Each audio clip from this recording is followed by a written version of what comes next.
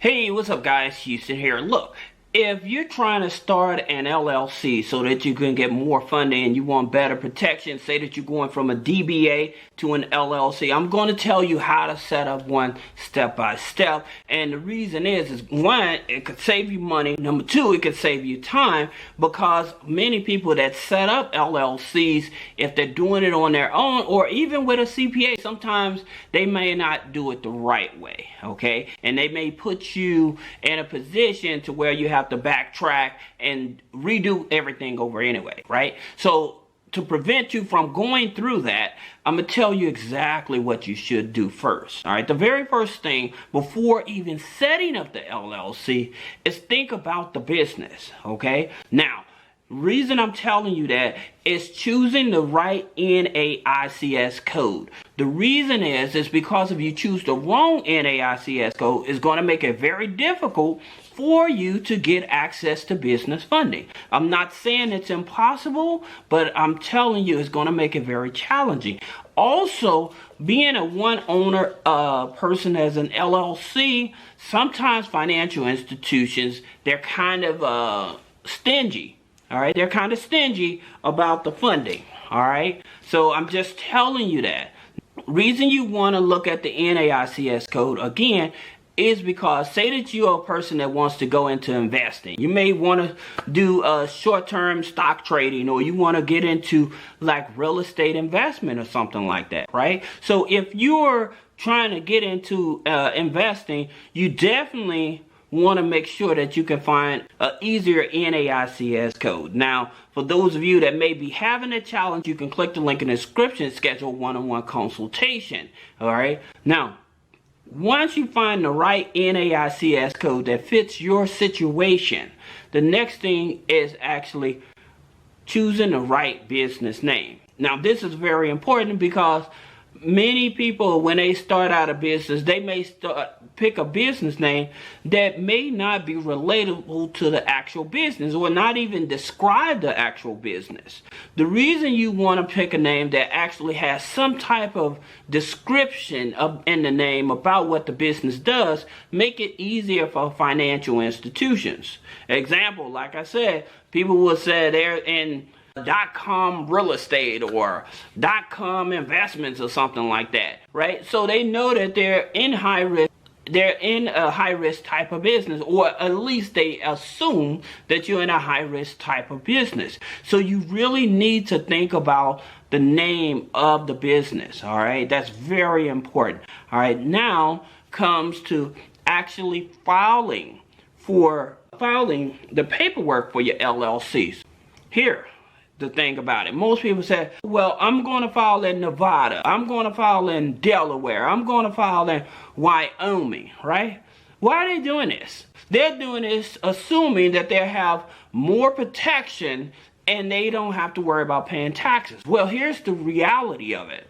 I always tell people, whatever type of business you're setting up and registering, you should do it in your own backyard. Now, people decide they want to go for shelf corporations, right, that are registered in these states, all right? But that's another story, so we're not going to talk about that. We're just going to talk about you registering your LLC and making sure you do it properly. If I don't stay in one of those states I named, I will not set up an LLC in those states. And here's the reason why. Although they may not charge state taxes, you still have to file taxes. You still have to pay for that registered agent, okay? And you can be penalized. And I'll tell you something else. If a liability is created under the business, whatever state the liability has been created in, that state supersedes where you have the company. So again, it actually holds you more accountable for where you actually resolve versus where the business is actually set up. All right. And again, I'm not a CPA and I'm not an attorney, but I'm telling you from my years of studying and dealing with people and seeing the headaches that they went through is why you want to always try to set your company up in the state that you reside in, even if you're in an expensive tax state. you should set it up in that same state. Because what happens, those states may be getting grants and stuff. They may be giving out grants to small businesses and stuff. But if your small business hasn't even registered as a foreign entity in your state, then you don't qualify for those grants, okay? And so if it's operating in another state and you're not filing taxes, again, you can be penalized. I'm just telling you facts here, people. So that's something that you really have to think about in terms of making sure that you file it, all right? File it the proper way and then in the best state. Now, the next thing is choosing the right bank. This is so important, and a lot of small business owners and entrepreneurs miss this here step. Choosing the right bank. It's great that they have community banks and credit unions like Navy Federal that will give you business credit cards. That's cool. But here's the challenge with that.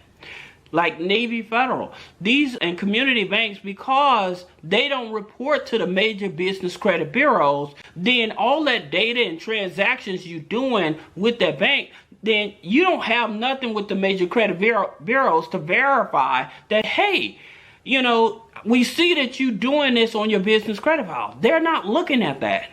So that's the reason you need to start with the gatekeepers, all right? And the top gatekeepers I always tell people to start with, I would say, is Chase Bank, okay? Now, with Chase Bank being a gatekeeper, with getting access to a business credit card, usually like a 660, 670 will get you a business credit card. But not only that, opening up a business bank account with Chase, okay, they report to Equifax business credit file, Experian business credit file, Small Business Financial Exchange, okay? That's major, because if you wanted to try to get an SBA loan or something like that, you need to have some type of record showing in the Small Business Financial Exchange, all right?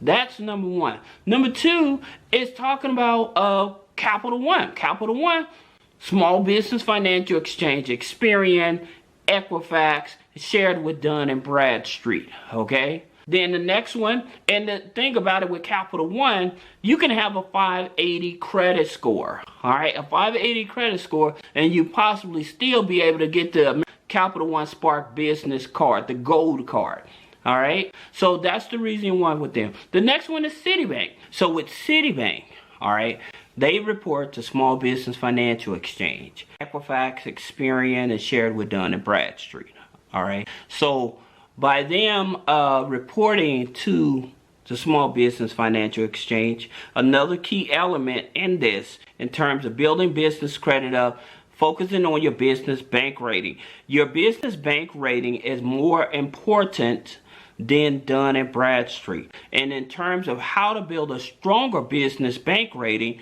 what you would need to do is, on a weekly or daily basis, make sure you're making deposits, okay? This is how you get access to more business credit funding. So in terms of like worried about a DUNS number, a paydex score and stuff like that, unless you're trying to get like surprise, say that you're like a food truck, right? And you need equipment or something, or you're in janitorial or something like that, or even building supplies, then Dun & Bradstreet is very helpful and stuff. But if you're just trying to raise capital and stuff, most of the banks, they focus on what's going on your Experian and Equifax file, okay? And your business bank rating, all right? Now, I'm going to tell you something that most people are not aware of. Before you open up the business bank account, okay, you should set up a website and should have a corporate email. If you don't know how to do that, click the link in the description, okay, and schedule a one-on-one consultation.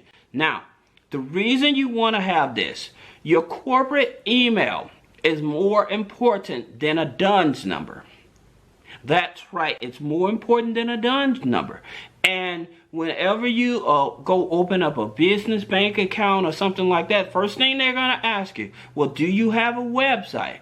Do you have a corporate email address? So if you put down there a Yahoo email or a Gmail and stuff like that, then they know what time it is, okay? That you're really fresh off the boat, you really don't know exactly what you're doing, And so by them doing that, now they fit you in this category, okay?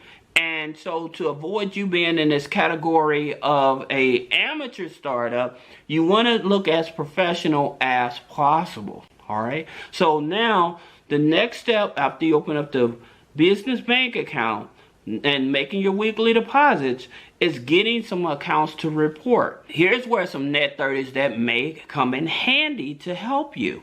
Okay, so the first net 30 is eCredible. eCredible, because of your utilities and stuff, they will report that on your business credit file, and that information is reported to the business credit bureaus, which is Equifax, Experian, Dun & Bradstreet. Then you have NAV. NAV reports to Experian, Equifax, Dun & Bradstreet. The reason that you should use NAV is because it actually gives you a better snapshot of what's going on with your business credit file. Now, NAV does give you your personal credit score, but it's a Vantage score, okay? And with a Vantage score, many lenders don't use a Vantage score. And your Vantage score is a Vantage TransUnion 3 score, but your Vantage score can be off by 50 to 80 points. So you have to be very careful. If you need to know what's really going on with your real credit score, click the link below, because you'll get more data. As a matter of fact, that system that I'm talking about, you actually find out what 90% of the banks know about your credit file. All right, so that's the system you want.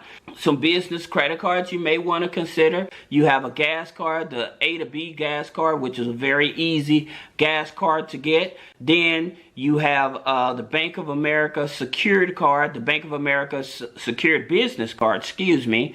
That credit card actually reports to the Small Business Financial Exchange.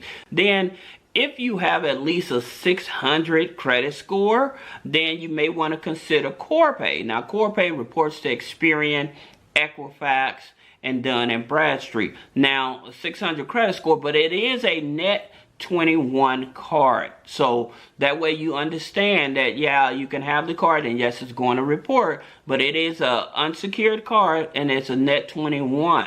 All right. So that's your foundation in terms of how to properly set up your LLC step by step. Okay, if you follow that, if you have any questions, now again, I know some people wonder, well, how come you don't use them or whatever? Like I said, it's to me, I have more leverage on the structures that we gather, okay, that we use. So that's the reason I don't use them. But if you have questions before setting up your LLC, click the link in the description and schedule a one-on-one consultation. Thank you.